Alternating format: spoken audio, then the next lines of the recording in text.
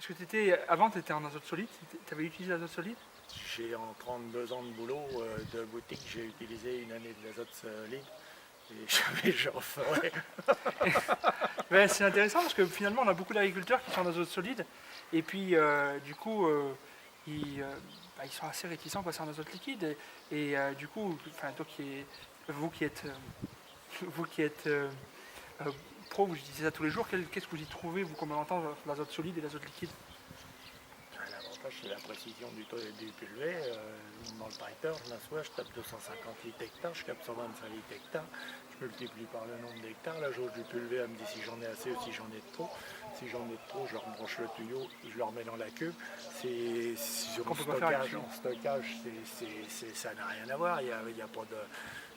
Il n'y a rien à pocher, il n'y a rien à stocker du solide, ça craint l'humidité, ça pompe, faut calfeutrer ça, vous voulez en faire 15 hectares, il faut ouvrir le silo, il faut en prendre un peu, vous savez pas s'il y en a trop, il faut mettre ça dans une bête. Et moi, ici, j'ai beaucoup de petits champs, je fais 4 hectares et demi de moyenne de surface par champ.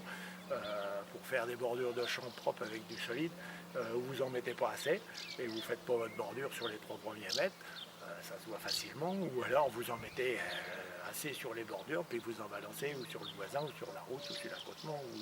Alors qu'avec ça, vous êtes en bordure, voilà, votre possède de tonneau, elle existe pour l'herbicide, pour le reste.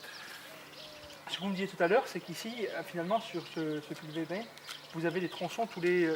Combien de tronçons vous avez en tout? Il y a 72 tronçons en fait, là. On est en fermeture bus à bus. Là où donc il y a une vanne électrique, c'est ça dessus? Il y a c'est des ouvertures pneumatiques et il y a 4 vannes. Chaque fermeture de vanne joue sur 4 bus séparément. Et c'est le GPS commande l'intégralité du pulvé comme ça. Donc du coup, c'est vraiment précis, quoi. Donc là, il n'y a pas du tout de rendoublement en plus. On n'est pas sur des 4 mètres, on n'est pas sur des 6 mètres où il y a 2-3 mètres de rendoublement. Là, on se ferme aux 50 cm. Et là, finalement, plus on arrive dans une pointe, et ben automatiquement, tac, ça s'arrête tout seul. Ah oui, c'est même c'est impressionnant quand on est assis sur le truc de regarder faire parce que c'est. Bon, moi j'ai commencé, on ouvrait le machin, on s'en retournait, on ouvrait le truc à la main, pouf, pouf, pouf. Aujourd'hui, c'est je sais pas qui, je sais pas où qui fait ça, tout ça.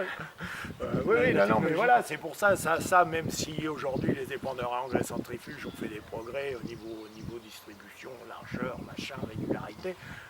Dès que vous avez des champs qui montent, qui descendent, qui sont en dévers ou qui ne sont pas, vous travaillez sur du 36 mètres. Moi, je suis incapable d'envoyer à 36 mètres quand ça monte, quand ça descend.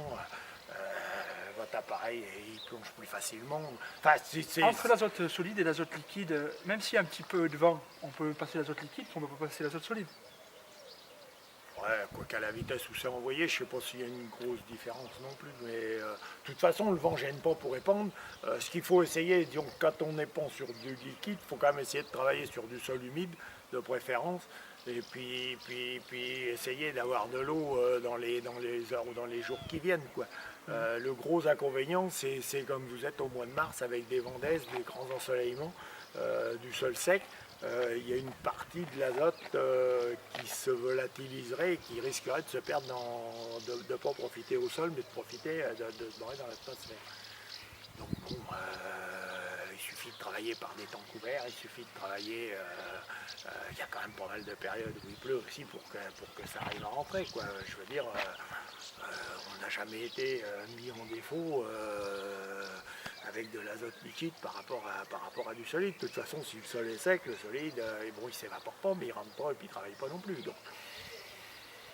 Et vous utilisez pas mal l'azote soufré, vous, et quel est l'avantage de l'azote soufré liquide par rapport à l'azote standard liquide? Ben, c'est que de toute façon, on a besoin d'amener du soufre pour la plante. Aujourd'hui, il y a beaucoup moins de rejets par l'industrie, par les véhicules, etc. Ce qui fait qu'aujourd'hui, on est obligé d'amener du soufre. Avant, on polluait, bon, on n'en mettait pas dans les champs, maintenant on ne pollue plus, mais on en amène dans les champs. Et en fait, les besoins en soufre d'une plante sont quasiment similaires aux besoins en azote. Donc amener de l'azote en même temps que le soufre, la plante en a besoin au même moment.